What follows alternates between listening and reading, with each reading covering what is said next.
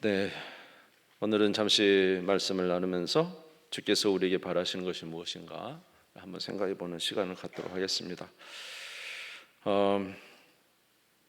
하나님께서는 우리를 하나님의 모양과 하나님의 형상과 모양으로 만드셨습니다. 오늘 본문의 창세기 1장 26절 27절에 보면은 하나님이 이르시되 우리의 형상을 따라 우리의 모양대로 우리가 사람을 만들고 그들로 바다의 물고기와 하늘의 새와 가축과 온 땅과 땅에 기는 모든 것을 다스리게 하자 하시고 하나님이 자기 형상 곧 하나님의 형상대로 사람을 창조하시되 남자와 여자를 창조하셨다. 하나님께서 우리를 만드실 때 누구의 형상대로요? 하나님의 형상 그 모양대로 우리를 만드셨다고 했습니다. 그리고 창세기 1장 31절에 보면은 그 모든 것을 보시고는 심히 좋았더라. 그러니까 우리가 처음에 만드셨을 때 우리의 모습은 굉장히 심히 좋았다는 것입니다. 그리고 이렇게 하나님의 형상으로 만들어진 우리들에게 세상을 정복하라, 다스리라 그렇게 말씀하셨어요. 28절 하나님이 그들에게 복을 주시며 하나님이 그들에게 이르시되 생육하고 번성하여 땅에 충만하라, 땅을 정복하라, 바다의 물고기와 하늘의 새와 땅에 움직이는 모든 생물을 다스리라. 그러니까 하나님의 형상으로 만들고 또 우리에게 고난을 주셔서 세상을 다스리는 또 정복하는 그런 은혜를 우리에게 주셨습니다. 이제 하나님의 형상을 따라 그 모양대로 우리를 만드셨는데 우리가 잘 아는 대로 마귀가 하나님의 형상인 아담과 하와를 유혹하여 그들이 결국은 하나님의 형상을 잃어버리게 되었죠. 선악과를 따먹음으로. 그래서 어디서 쫓겨났습니까? 에덴 동산에서 쫓겨나서 하나님 없는 땅으로 오게 됐습니다. 결국 생명이신 하나님을 잃어버리게 된 것이죠. 그래서 에베소서 2장 1절에 보면은 어떻게 되었다 그랬죠? 우리는 영적으로 죽었습니다. 몸도 이제 죽어가죠, 실은. 영과 몸이 함께 이제 영은 죽었고 몸은 이제 죽어갑니다. 그래서 우리는 영적으로 죽은 자, 하나님의 형상을 가지고 있음에도 불구하고 영적으로 죽은 자가 된 거예요. 그래서 영적으로 죽은 자가 되면은 그 행하는 일이 하나님을 볼 수 없기 때문에 하나님을 깨달을 수 없기 때문에 온갖 악행을 저지릅니다. 로마서 1장 24절에서 25절에 보면 그러므로 하나님께서 그들을 마음의 정욕대로 더러움에 내버려 두사 그들의 몸을 서로 욕되게 하게 하셨으니 이는 그들이 하나님의 진리를 거짓 것으로 받고 피조물을 조물주보다 더 경배하고 섬김이라. 그러니까 하나님을 알지 못하니까 하나님을 섬기지 못하고 뭘 섬겨요? 우상을 만들어서 섬기는 거죠. 우상 숭배. 그래서 세상에 있는 짐승의 형상, 하늘에 있는 별의 형상, 바다 물속에 있는 형상, 이런 형상을 만드는 거죠. 또 하나님 없는 영적으로 죽은 자들의 행태가 뭡니까? 로마서 1장 26절에 27절입니다. 같이 한번 읽어볼까요? 시작. 이 때문에 하나님께서 그들을 부끄러운 욕심에 내버려 두셨으니 곧 그들의 여자들도 순리대로 쓸 것을 바꾸어 영리로 쓰며 그와 같이 남자들도 순리대로 여자 쓰기를 버리고 서로 향하여 음욕이 불릴 듯하며 남자가 남자와 더불어 부끄러운 일을 행하여 그들의 그릇 때문에 상당한 보응을 그들 자신이 받았느니라. 하나님을 잃어버리니까 남자와 여자, 남녀가 결혼해야 되는데 남자가 남자와 함께, 여자가 여자와 함께 이런 동성애가 아주 이제 나타나면서도 그것이 무엇이 잘못됐느냐 이렇게 하는 거죠. 하나님을 잃어버리면 이제 이 끝에 이 동성애가 이 잘못된 성애가 이렇게 계속적으로 나타납니다. 그러니까 우리가 보았지만은 그렇게 철학이 대단하고 그렇게 세계에서 문학과 철학이 발전됐다고 하는 아테네 말입니다. 거기 가서 사도 바울이 보니까 우상천지. 그 우상에 나온 우상에 절하고 우상에 나온 잼을 먹고 사도 바울이 답답해가지고 아레오바고에서 예수 그리스도를 증거하고 그렇게 했지 않습니까? 그러니까 인간이 아무리 정신적으로 철학적으로 발전돼도 결국은 아테네에서 그 그리스 신화를 만드는 거죠. 하나님을 모르기 때문에 그렇습니다. 그리고 결국 인간의 자유가 계속 자유하고 발전돼 알고 보니까 결국 동성애로 가고 로마서 1장 28절에서 32절에 가면은 또한 그들이 마음에 하나님 두기를 싫어하며 하나님께서 그들을 그 상실한 마음대로 내버려둬 합당치 못한 일을 하게 하셨으니 곧 모든 불의 추와 탐욕 악의가 가득한 자요 사기에 시린 분쟁 사기 악독이 가득한 자요 수근수근한 자요 비방하는 자요 하나님께서 미워하는 자요 능욕하는 자요 교만하는 자요 자랑하는 자요 악을 도모하는 자요 부모를 거역하는 자요 우매한 자요 배역한 자요 무정한 자요 무자비한 자라. 이런 일을 행하는 자가 옳다. 그러니까 무정하고 참 인격적으로도 너무 조급하고 모든 일에 불의한 것이죠. 왜요? 그들이 어떻게 됐기 때문에 그래요? 하나님을 떠났기 때문에 그렇습니다. 오늘날 우리 자녀들이 어디에 많이 접해 있습니까?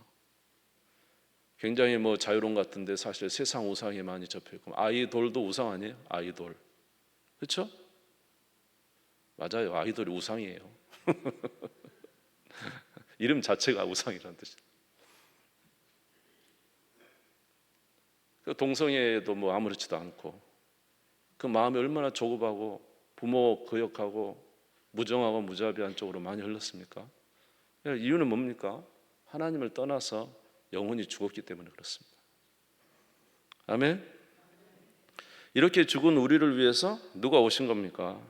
예수 그리스도께서 이 땅에 오셔서 우리 죄를 위해서 죽으시고 부활하심으로 말미암아 우리를 구원의 근거를 마련해 주신 것이죠.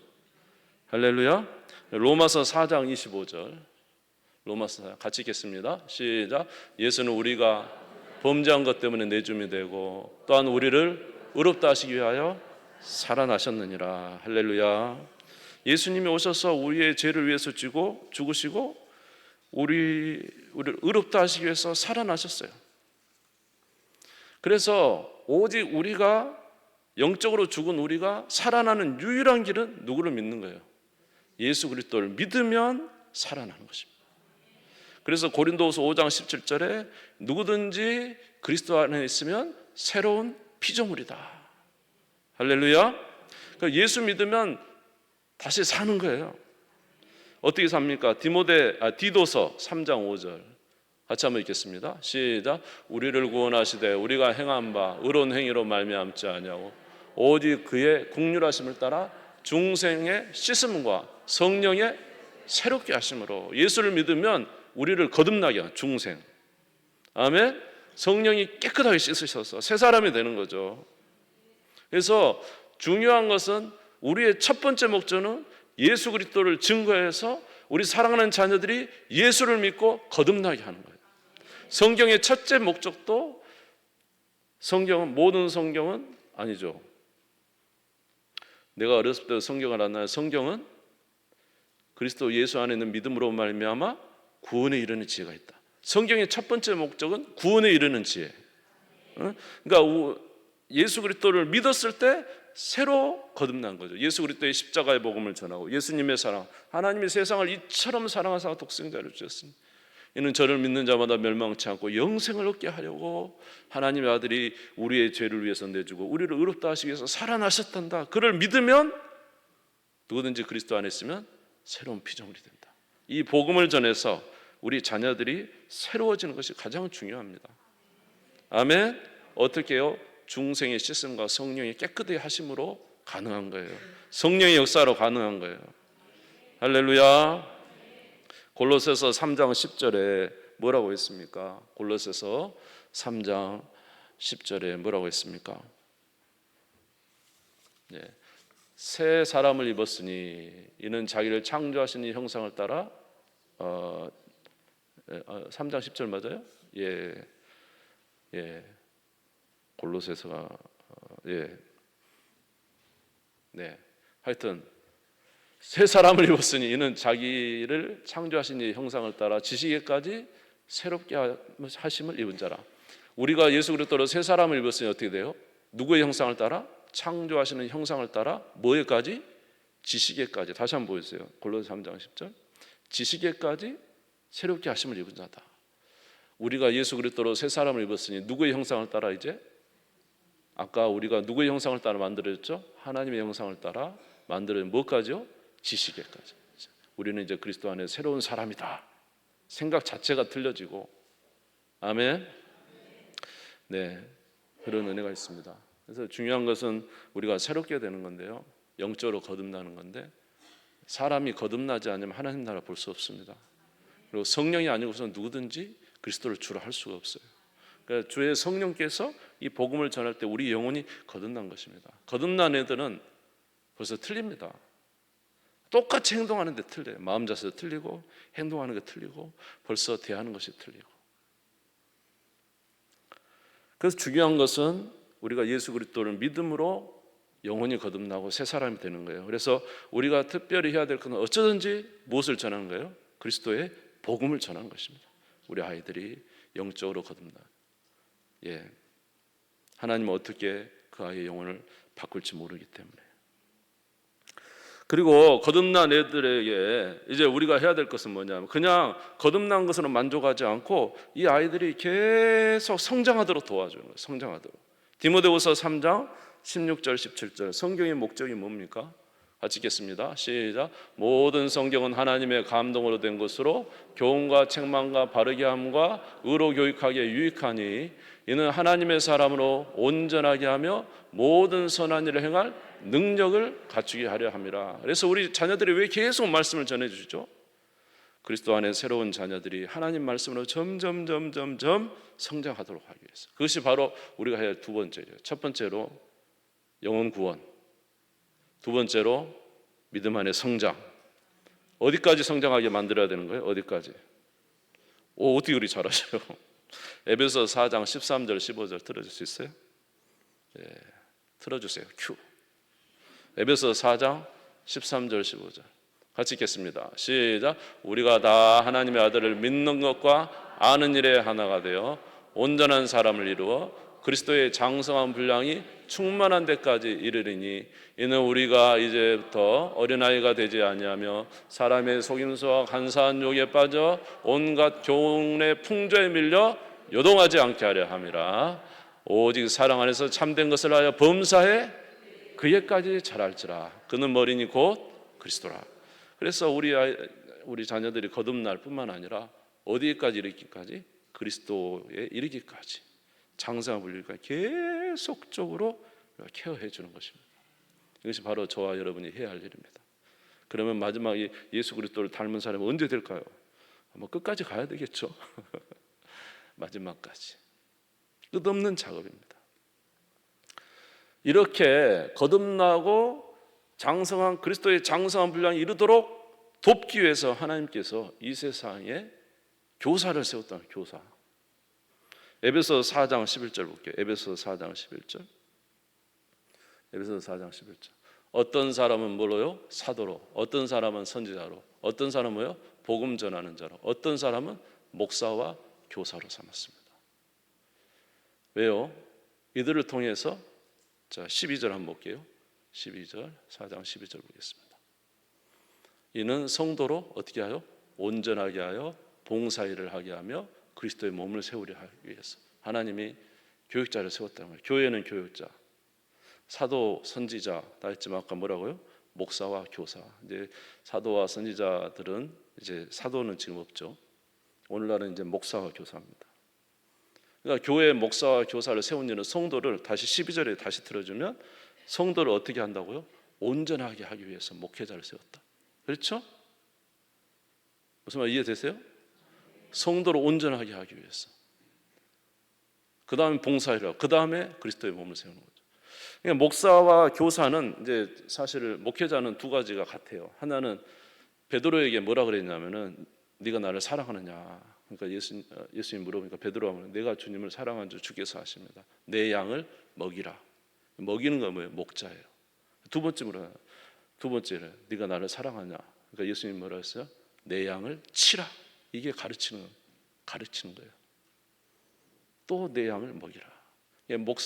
목회자는 목사이면서 교사인 거예요. 그래서 이렇게 목회자를 통해서 교회를 하고자 하는 것은 양들을 치는 부분도 있지만 가르치는 부분도 있는 거예요. 그렇죠? 목사가 가르치지 않으면 여러분 누가 가르치겠습니까? 그러니까 힘을 다하여 아주 힘을 다해 가르치는 거예요. 근데 이 목회자가 가르치는 교사의 일부분을 누구에게 맡긴 거예요? 주일학교를 누구에게 맡긴 거예요? 여러분들이 교사분들에게 맡긴 거예요. 이해가 되세요? 고난을 여러분들이 부탁드리고 이해한 것이죠. 그러니까 우리 자녀들을 잘 가르쳐야 돼요. 물론 우리 이럴 수 있습니다. 뭐 아이들이 막 20명, 30명, 40명, 50명에서 많이 오면 너무 좋겠죠. 그런데 문제는 예수님께서도 수많은 무리가 예수님 쫓아다녔죠. 그러나 그 중에서 몇 명을 제자로 만들었죠? 12명이잖아요. 물론 다른 제자들도 있지만 집중적으로 12명을 만들어 사도를 만드시고요. 그 12명의 사도가 세계를 뒤집었어요.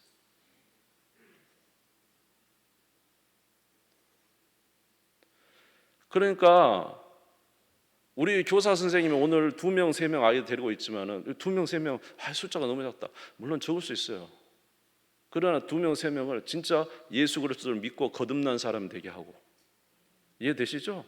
거듭나게 된 아이가 그리스도 안에 장성하게 분량이 크도록 자꾸 하나님의 말씀으로 가르쳐주고, 그래서 그 아이가 정말로 잘 성장하면요, 그 한두 사람이 나중에 커서 이 나라를 바꿔요.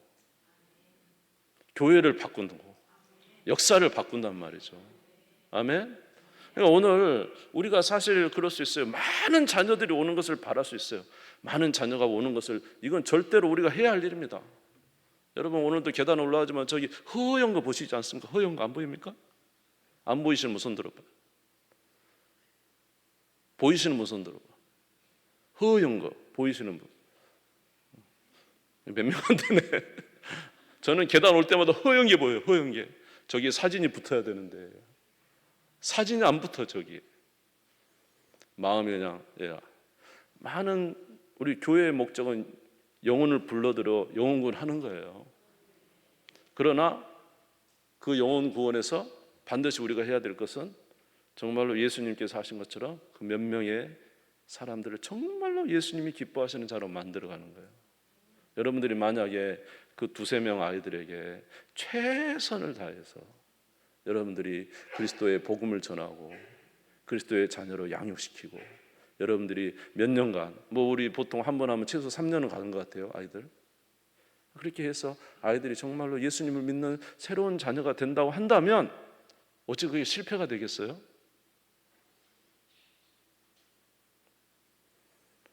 오후 예배라서 지금 아멘을 안 하는 것이죠?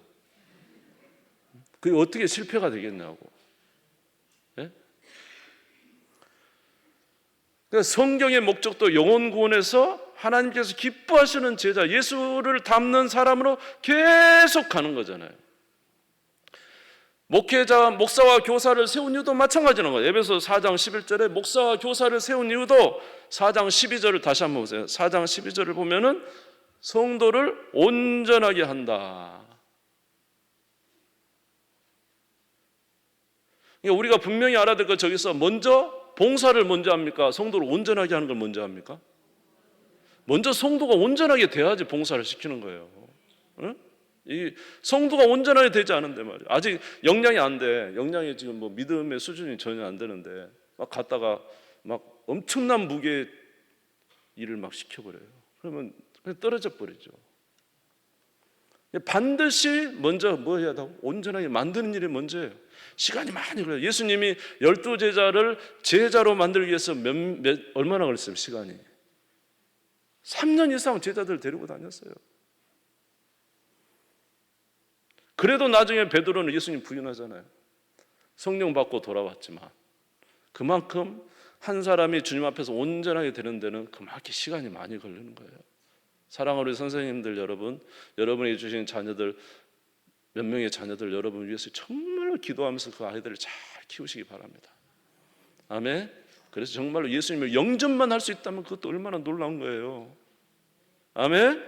그래서 온전하게 해가지고 이 아이들이 커가지고 고등학교 가서도 좀 다르고 대학교 가서도 좀 다르고, 그래서 이 아이들이 커서 하나님의 귀한 일에 봉사하는 자로 만들고, 그래서 결국 하나님 나라가 확장되는 것입니다. 이렇게 행하는 우리 모두가 되시기를 주의 이름으로 축원합니다. 이 일을 위해서 우리가 해야 될 것은 해산의 수고를 해야 된다. 갈라디아서 4장 19절을 한번 보겠습니다. 갈라디아서 4장 19절